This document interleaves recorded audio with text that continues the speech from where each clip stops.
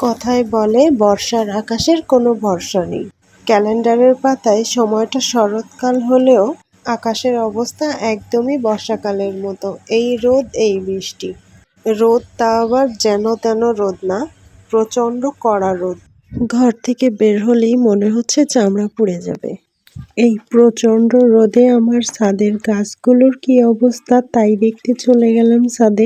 মাত্রা অতিরিক্ত রোদ পড়লে যেমন আমাদেরও কষ্ট হয়, তেমন গাছেদেরও অনেক বেশি কষ্ট হয়।